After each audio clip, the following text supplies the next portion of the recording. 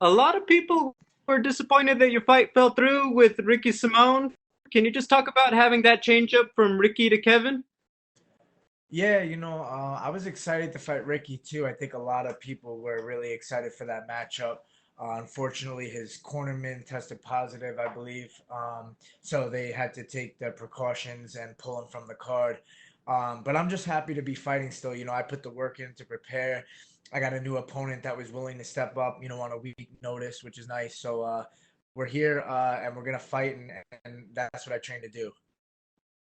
When you have something like this happen and they change up the opponent on short notice, is it like cramming for a test? Do you try to just watch a ton of film and get everything you can, or is it just more you focus on yourself and a little bit less of that?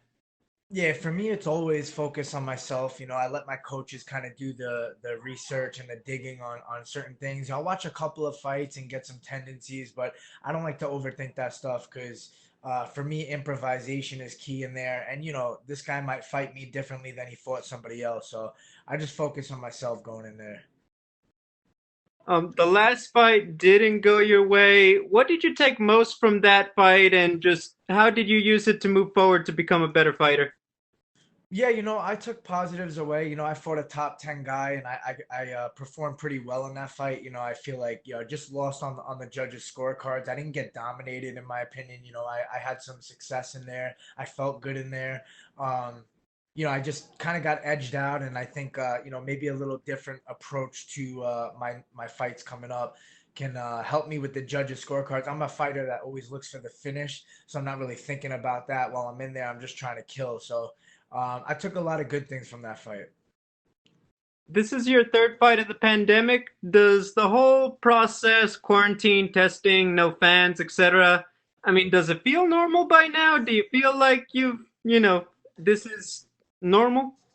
Yeah, it feels pretty good to me. I mean, it feels like less pressure. I love the fans and everything. It's definitely exciting to hear them roar out there, but it's kind of quiet and intimate, and it's just like another sparring session at the gym. So I'm getting used to it. This is my third time doing it, pretty close back to back to back. So yeah, I'm getting comfortable, and I don't mind it at all. Final question for me. What would you like to show the most in your performance this Saturday? Just my overall well-rounded game, being able to finish the fight anywhere, whether it's on the ground, on the feet, fighting smart, and if it goes 3 rounds, just being the guy that everybody knows that I won that fight. Thank you, Brian. Thanks. Our next question is from Ezekiel Berganzi with Super Luchas. Hey Ryan, how are you? I'm good. How's it going? Fine, thank you. Um, Kevin Natividad took the fight on a really, really short notice. Do you think that will be an advantage for you? It could be, but these are those little things that I stay away from overthinking. I think that can be a negative to look into these little things that don't really mean much. For all I know, this guy was preparing to fight the best fight of his life, and he just happened to be a guy that was ready to take the fight. And I can't look at it as, oh, maybe he's not ready. Maybe I'm, more prepared because I was preparing for Ricky Simone. In the end, it's a fight. You go in there, anything can happen, and you just got to be prepared to beat anybody that's in front of you. I was reading your Twitter, and when you got the Ricky Simon fight, you say that what you like about taking short notice fights is that you don't have this that you are talking about the overthinking factor. Is this the same case scenario, like um, taking another fight or even more shorter notice is the same for you now? Yeah, I mean, for me, like technically, this fight wasn't really too short notice. I knew about the fight about 4 weeks ago. I'm already training. It's not like I fall out of shape too bad after fight. So 4 weeks is not too bad. I mean, I only really need like 5, 6 weeks to properly prepare. I feel like. But for featherweight, making the weights pretty easy for me, especially on shorter notice. It's nice. And yeah, like you said, there's a build up to these fights. There's, that time that you're thinking about the fight is longer when you have 6, 8 weeks, and there's Mhm. this anticipation, and you finally get to fight week, and it's just a whole long drawn out process. For me, I kind of enjoy like not even having to deal with that, just being ready to fight at all times and just like, oh, here's another fight. Let's go do what we do. And what aspects of your fighting game did you improve since your last fight? Yeah, just everything. You know, you got to be evolving everywhere in the game. You know, there's these new guys coming up and they're very well-rounded fighters. They're good everywhere. So just being prepared for everything, you know, working on little specific things that maybe would entice the judges to be on my side in case we do go to a decision. But ultimately just being myself, having fun out there and executing. And my last question, um, will you write another song to try to get a contract for Fire Island? I might have to break out the ukulele again for the Fight Island. I don't know though. That 14-hour flight is not too interesting for me. I kind of like the Vegas. It's not too bad. 5 hours for me, in and out. You know, and the whole quarantine thing in Abu Dhabi. I don't know. The experience might be cool. I know they fly you out like first class style, but I'm liking Vegas so far. I might get one at the end of the year when they come back here, hopefully. Since you talked about that, would you like to fight with people, or do you prefer? Because a lot of fighters say, no, you know what? I don't like to fight with people because it's kind of distracting. So, what do you say about that? What I don't understand the question. I'm sorry. What do you mean, like fight with people? With public? Oh, like on Twitter or like social media No, no, stuff, no. or Because with the pandemic, there's no public, and a lot of fighters say that oh, they can focus more with in the coaches, in the with no fans. opponents. Yeah. What do you think about Gotcha. Yeah, with the no fans for me, like the first time it was a little bit different. You know, you're walking out to a stadium in Jacksonville, it was a little more open. But ultimately, when I get in the cage, like I'm 20/20 vision. You know, I'm focused. I don't really have time to be thinking about any other distractions. I'm listening to my corners. I am, you know, just dialed in with my opponent. So, you know, ultimately, with fans, without fans, you have to go in there and be ready to fight at your best. Thank you and good luck on Saturday. Thank you. Our next question is from Jay Anderson with Gateside Press. Hey, thanks very much. And Brian, just a couple of quick ones from me. I mean, I imagine you can kind of understand the situation, the position that Kevin's in, coming in as a short notice fighter for his debut, because you did that yourself and obviously made a great first impression. Does that give you any kind of advantage or edge knowing what he's going through? No, you know, I was saying before, it's just like any other fight, you know, I'm prepared to fight the best guy that's in front of me, no matter who it is. You can never underestimate anybody in this sport, whether it's short notice or not. You know, if these guys are professionals, they're out there training hard, they're waiting for their big chance, and they're going to come to kill. So, you know, I'm expecting the toughest Kevin there is, you know, put in front of me and a hard fought fight. And just another quick one. In terms of featherweight, is this just a thing that you're doing during the pandemic, or would you consider sticking around a little longer in the weight class? Yeah, no, I mean, this is just something, you know, originally when I took those last fights, they were pretty short notice. You know, it would be really hard for me to make bantamweight. So I proposed 145, and you know, these are other bantamweights that are willing to fight at 145. I think they're kind of in the same boat, and they're like, hey, you know, let's fight without going through a drastic weight cut and having to drain ourselves. I think it makes for healthier fights, number one, and more exciting fights. You know, I feel stronger, I feel healthier, I feel just taking punches better, stuff like that, you know, going in at 145. So, you know, I'm gonna keep doing this as long as the UFC is down for it. You know, I appreciate them being willing to do this, you know, with these circumstances. So, you know, if I have 6, 7, 8 weeks notice, I can make bantamweight and we can go back down there. But why not? You know, all that matters is winning, and once you win, you know, that's all that people notice, and you move on, move forward. All right, well, best of luck this weekend. Thank you. Our next question is from Danny Segura with MMA Junkie. Brian, you mentioned there the 145-pound weight class that you're competing in. Do you think about this at all? The fact that like maybe those wins might not count for your 135-pound sort of climb up the rankings, or because you're fighting other 35ers, you feel like, you know, they do translate to the rankings there.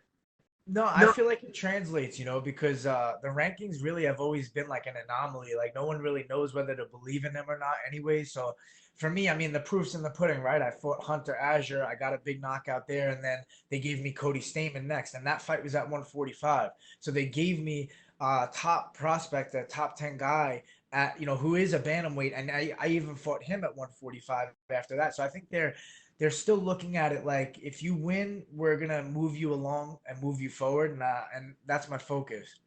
Yeah. And do you feel like it any like does it switch your fighting style a little bit? Like does the extra 10 pounds that you get to carry on, does that change the way you fight? Have you felt differently? It doesn't really change my fighting style, but I have felt a little bit different so far with my experiences. Just like I was saying, healthier in there, able to take harder shots. I have more pop to my shots, more power in there. I just feel like my energy is better. When you cut down all that weight, you only have so much time to recover and get back to yourself 100%.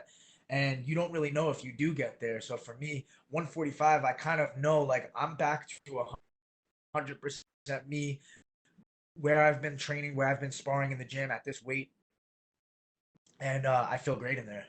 Yeah. Do you think this experience of fighting at 145 will ever, I don't know, change your mind and incentivize you to maybe in the future when all things return to normal, do move up to 145? I mean, it's something to think about in the future. I don't know how long this game will last, but I'm definitely enjoying the fact that I don't have to deal with that drastic weight cut. The only thing is like realistically, body size, my frame, my reach, and everything is not meant for 145. To be honest, I mean, the highest I'll get is like 162, 163 out of camp, like after fights, couple weeks after fights. So I'm not that big of a guy in general, especially with my frame. I don't know how I would do up there, but it'd be something that would be interesting to test out like later, maybe when I have a couple fights left. Yeah. And we don't outside of the pandemic, MMA is usually a pretty crazy sport and anything can happen. Opponents can pop for something or get injured and they can always withdraw. But now with the pandemic, it sort of added an extra layer. At this point, when you sign a contract with someone, do you kind of feel like I might be fighting them, but like there's a good chance I just could be fighting somebody else when the date comes? Yeah, definitely. I mean, there's always those thoughts are creeping up in the back of your mind, like what's going to happen? I hope none of my corners test positive. I hope, my opponent's good and his corners are good. And you're just like, the whole situation where if something does go wrong, you're essentially stuck in that state for like 14 days and you can't drive home or anything like that. You can't fly. So I really didn't want to have to deal with any of that. So I was just praying that none of that happened. And I think we're good so far, but we got one more test Friday. So you're always on your toes with this. Yeah. And as far as the matchup with Ricky, I know you got a fight upcoming, but you really wanted that fight. You had been calling him out on Twitter for a while. Do you hope that the UFC revisits that matchup at some point in the future? Simon says we get it again, probably in a couple of months or something. All right. All right, man. Good luck in your fight. Looking forward to it. All right, thank you, man. We'll take our last set of questions from Pablo Santamaria with Notima, Ecuador. Hey, hello, Brian. Hey, how are you? Everything is fine. How are you? I'm good, thanks. So I want to ask you, you said that without cutting weight, you are focused more on your training. So it's like you can focus more on your opponent and doing your job and not draining yourself or something like that. Yeah, for sure. I mean, I still have to cut a little bit of weight. It's not that same feeling as making 135. So it's a big difference of how much energy is being stolen from my body and also how much is being taken away from my mind, like just focusing on the fight and feeling good and all that stuff. So I think just the whole energy about it is better. And I'm just, ready to go in there and perform. I'm not one of those guys that really cares like who am I fighting? What is this? What is that? It's like I got a whole new opponent. I thought it was Ricky Simone, but I was prepared to fight the best guy that was in front of me. So that's how I'm looking at it. Okay, so you're coming from a loss against a top 10 fighter. So what did you learn from that fight? I mean, it was a very good fight, to be honest. Yeah, no, I felt good in there. I competed well. He's a solid fighter, top 10. I lost by points. I don't think I got dominated or just completely outclassed or anything like that. Then I would feel differently. But I took a lot of good details away from that fight, and I think I gained confidence from that experience as well. Uh, what are you expecting from Kevin? I mean, he's on a 5 win streak, so he might make a name for winning you because you're on the top 10 of the bantamweight division.